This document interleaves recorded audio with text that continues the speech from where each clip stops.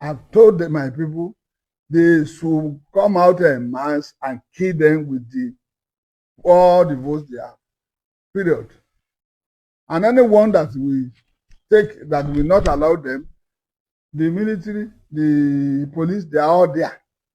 And God's so kind, they were saying there was so much power today in militia. So it makes it so quiet. And the boy was still inside the bush. That is my own story. Like for real? So Senator Father Hunsi is now coming out to say that what he said yesterday was misinterpreted. Initially, the first video I saw, he said it was AI.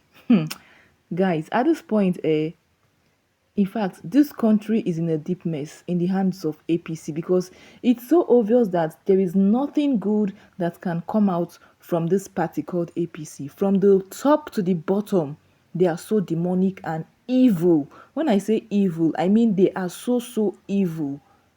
It is either they get it or everybody is unalived. That is just APC for you. And in few days to come, we are having a serious battle in Oshun.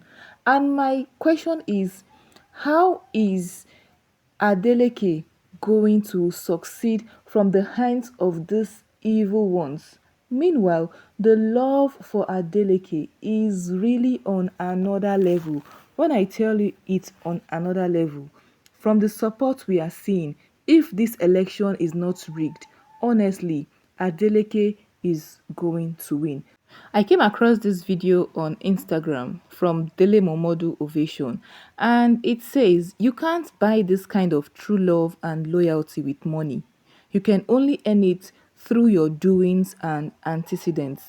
Governor Ademola Adeleke has done more for the workers and retirees in Oshun to deserve this show of love and loyalty from them. He deserves his re-election. August 15, we shall vote Governor Ademola Adeleke accordingly. Where is the lie? No, where is the lie?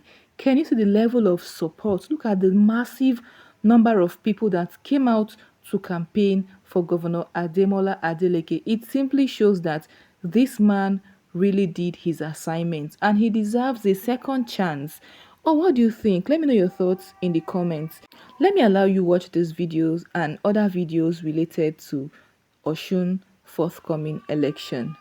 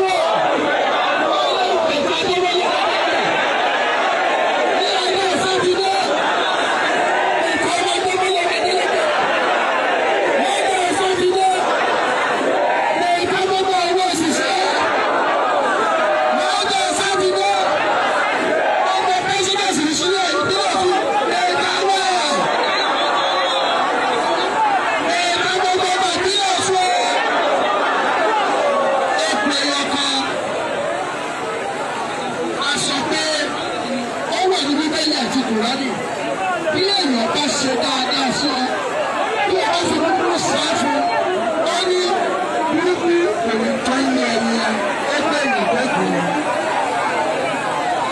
Rísì tí a fi ṣe nìyẹn eléyìí a máa fi lọ bí láti wọnú sẹkítẹ́rì àtìwọ́n lọ ẹjọ́ sọ eléyìí.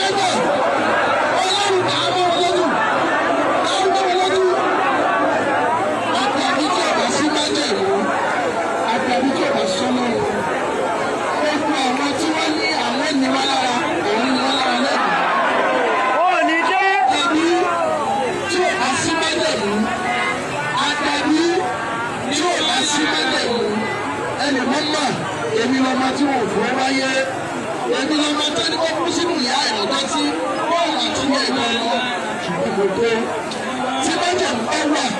Gbogbo ẹnikẹ́ni wọ́n fẹ́ gbà láṣẹ ìpínlẹ̀ Ọ̀ṣun.